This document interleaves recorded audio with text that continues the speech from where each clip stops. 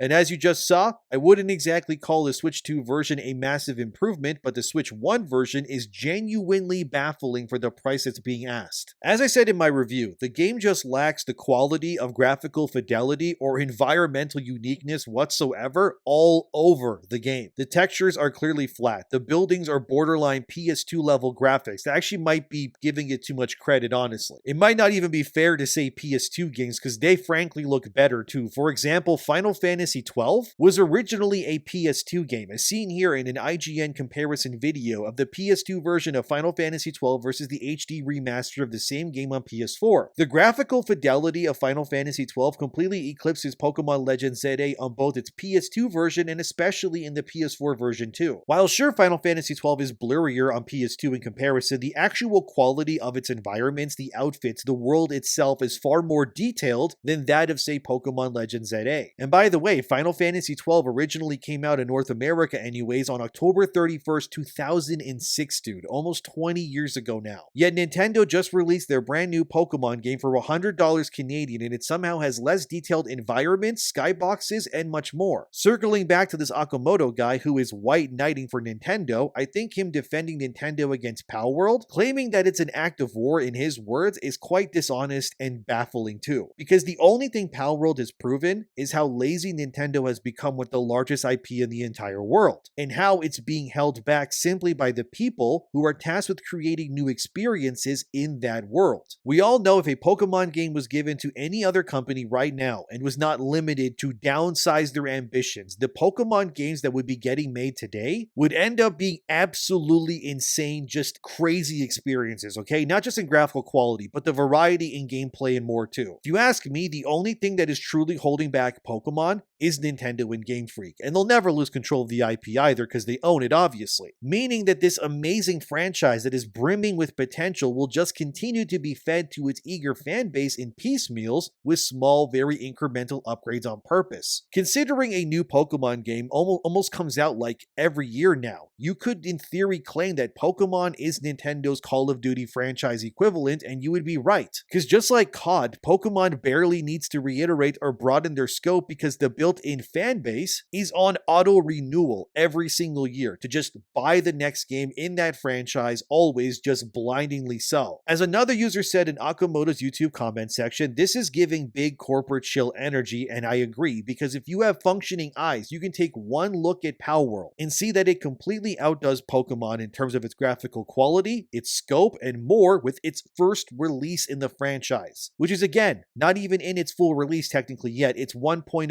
launch is sometime in 2026 currently. And what's extra nuts is that Palworld, unlike Pokemon, doesn't cost you an arm and a leg to buy it either these days. As seen here on the Canadian PlayStation Store, Palworld retails for $39. As this video being made anyways, it's also on sale too. But regardless, you could buy 2 full copies of Palworld and still have money left over instead of just buying 1 copy of Legends ZA. And all the DLC in Palworld is free, by the way, which unlike Pokemon, that isn't the case. We know that the Mega Dimension DLC for Pokemon Legends ZA, which features Mega Raichu X and Y versions, that DLC as seen here is $40 at release, which is, yes, I know, more money than the entirety of Palworld alone for a DLC expansion to Legends ZA, which you need obviously to even play this DLC, so you got to spend $85 on Switch or $100 on Switch 2 for Legends ZA first just to play your overpriced DLC expansion pack. But seeing Okamoto defending Nintendo while claiming that Palworld is an act of war is insane to me because it really isn't. He should know that competition is good for business. After all, the guy worked on stuff like Mega Man, a clear evolution and somewhat competitor to Super Mario at the time. He's also worked on Street Fighter and knows that the competition of say Tekken or Mortal Kombat definitely forced Capcom to then make better games in order to compete in the fighting game scene too. By white knighting for Nintendo and claiming that Palworld can't exist or you shouldn't buy it because it threatens Nintendo is just crazy to me. The only reason that he would say this is simple because he's pro-Nintendo, pro-corpo, and wants to be in their good graces in the future, which is totally his right to do so, but I think it's disingenuous to use your position as someone who has ties to these companies and claim that somehow that others are in the wrong by playing other games you don't like because it does things better than your friends' games, I guess. It just comes off as petty is what I'm saying, and very bootlicking too. Later on in his own video, Okamoto claims that buying Palworld is morally wrong, because that game is currently being sued by Nintendo, and he believes that by buying the game, you are somehow supporting the crime of which Palworld is being accused of by Nintendo's lawsuit. And I wish I was kidding, but that's what he says in the video. Again, if you somehow don't believe me, the video in question is in the description box below, so you can cross-reference anything I'm referring to here if you think that I'm lying. But I'm genuinely just telling you what this guy is saying. But Okamoto does say, though, that if Palworld is absolved of their crimes, which I wouldn't call crimes, because Nintendo does not own the right to bully people just because they think they own the right to monster capturing games, but alright, that once Palworld is freed of these crimes, I guess, then it is morally fine to now buy the game. But this mentality doesn't make sense to me, because many companies almost all of the time are in some legal dispute of some kind constantly. So what are you supposed to do then? Not buy anything from any company unless every single lawsuit, no matter how small or stupid it is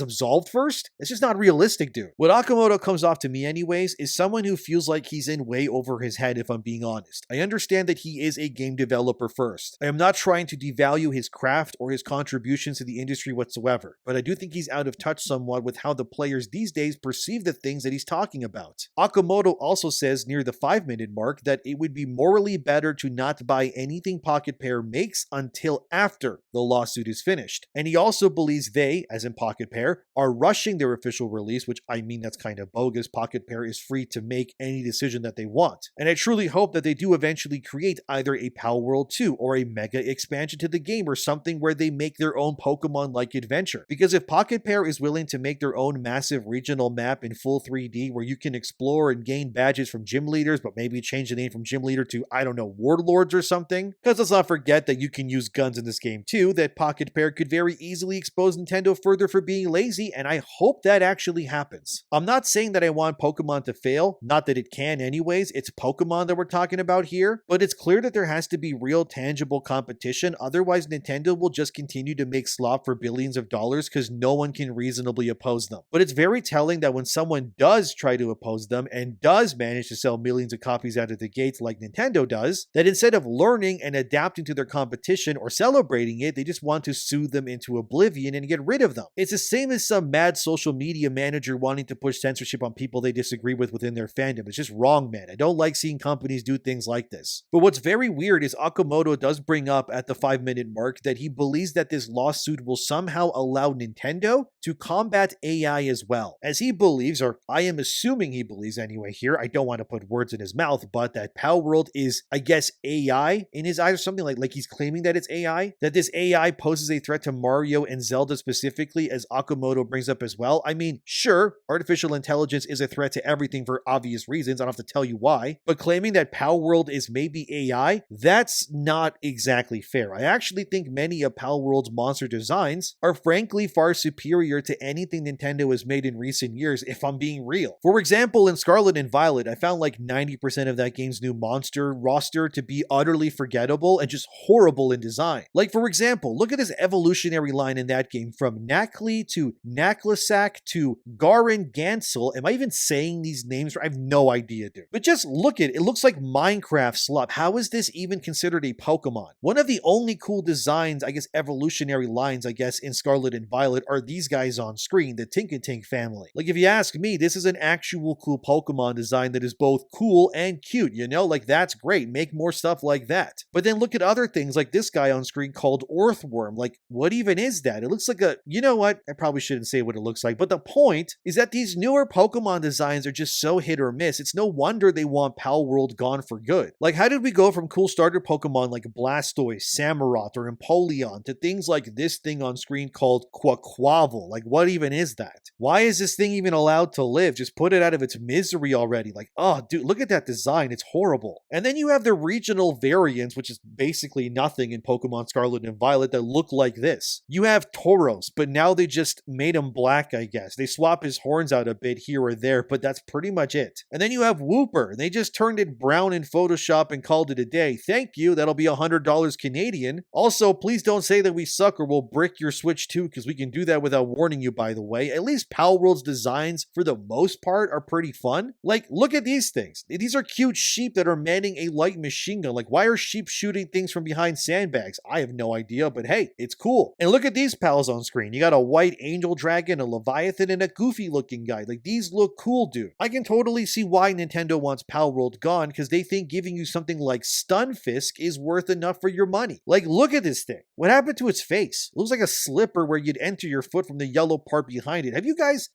seen Mega Starmie, for example? So there's this concept artist on Twitter. Here's their profile. So all credit to them for what I'm about to show, but their name is Vic Works. Okay, so this is their concept for Mega Starmie that you can now see on screen. Look how sick this looks. Starmie looks like a knight with a cool blue shooting star whip behind it. Like, wow, this looks amazing. How does Mega Starmie look like in Legend ZA? Well, here's the official art as you can see, and what even is this dude? They just extended Starmie's bottom legs and I guess called it a day. Like, are we being serious? How does this pass the editorial room? But I could keep going with terrible designs, but circling back to Okamoto, he also managed to anger specifically Japanese fans with his words. Here's how IGN framed it as it reads. This comment and his labeling of Pocket Pair as an anti-XXXX, Okamoto bleeped out and distorted the last kanji character of the word in both the audio and subtitle in the video, prompted a flood of criticism in the comments, and many did not hold back. The majority of commenters interpreted Okamoto's half-obscured term as Hansha, or anti-social force, an abbreviated term often used to describe criminal organizations like the Yakuza and groups that operate in ways that go against the proper and/or legal way of doing things. They continue. One commenter pointed out that calling Pocket Pair an anti-social force could be considered defamation. They then added, on the other hand, your argument that people should stop playing games with questionable content because this equates to supporting them is convincing, before announcing that these words made them decide to quit playing Okamoto's Monster Strike after nearly 20 years. Other users' reactions included, I think assuming something is bad just because it has been sued is wrong, and no matter how much you dislike Pocket Pair and Palworld, calling them anti-social is crossing a line. And I agree with that. You see, maybe in Western countries this sort of talk isn't defamatory or problematic, sure, but in Japan, they, unlike the West, actually take crime, no matter how petty or small, very seriously. So even claiming that Pocket Pair is essentially staffed with literal criminals due to this lawsuit that is ongoing is, yes, defamatory in a sense. And Okamoto is rightfully being called out for that because, yeah, he is out of line. However, Okamoto's claims that if Palworld were to win the lawsuit, it would signify a floodgate in a sense opening when it comes to AI is also reactionary if you ask me. It's not wrong to make content that takes inspiration from others. Okamoto's own games have done the same and he knows that. It is wrong, however, to enact your power over smaller groups because you believe that you have the right to that mechanic or something else, and it just paints Nintendo, honestly, as the bully here. IGN actually pushes back against Okamoto, where they use commenters as a way to prove that Okamoto is a hypocrite. Here's what they said. However, commenters also pointed out that many games have used elements of previous titles made by other companies, noting that this includes games Okamoto worked on. People mentioned how Street Fighter 2 used similar elements to previous fighting games like Year R Kung Fu, I hope I said that right, and how Monster Strike's UI is similar to Puzzle and Dragons. How can someone who has done things like that speak out against Palworld, said one commenter. Others pointed out that Okamoto's mention of generative AI risks feeding the false rumor, since debunked by Pocket Pair themselves that the developer used generative AI in the creation of Palworld. Exactly, it's defamatory is what it is. He's labeling his opponents in this sense in a way that makes their existence seem almost criminal in order for it to better justify the actions of Nintendo as an entity against Pocket Pair in their lawsuit. That is neither fair nor is it lawful. Can we agree on that? Frankly, I'm actually surprised that the video that he has is still up, if I'm being honest, because you can't claim that Palworld is artificial intelligence simply because it's a game about capturing monsters. So is Temtem AI then? What about Battlefield over Call of Duty? Is that somehow also AI, or are they AI as well because Doom existed before them in their first-person shooter games? Like, you even have kart races like Mario Kart versus Sonic Racing. That is also not AI. You don't just own a genre or a game mechanic. It would be like me suing someone watching this video because I claim that I somehow own the right to whistling with my mouth. You can't own something like that. You can't also own the concept of capturing monsters in a video game either. You can't claim you own the mechanic of saving your video game, or really anything like that. Sure, you can sue someone if they just put Pikachu in their game. Yeah, that makes sense. You own Pikachu as an IP. But beyond that, Nintendo's lawsuit is just nebulous and frankly awful. And it proves but one thing, which is that they are scared of Palworld. And Okamoto coming to the defense of Nintendo over that of Palworld is honestly disappointing as well. It not only shows that he intentionally ignores his own previous works using mechanics or UI designs from other games, it makes him hypocritical. Like, by the same metrics, his own games should then be taken off the market, or maybe sued as well by the people that he copied for doing the same things as Palworld. But the only reason I can see why Okamoto would say what he did is simple, because Capcom has a very strong relationship with Nintendo. That's obvious. Monster Hunter alone is intrinsically tied to the Nintendo name. The story subversion of games are literally Pokemon games with Monster Hunter creatures released on Nintendo consoles no less. So why is Monster Hunter Stories being given the pass here, which is now on its third entry by the way, but Palworld isn't? It's all selective outrage, it's favoritism, and a clear inability to wanting to see real competition simply emerge in a market where Nintendo has honestly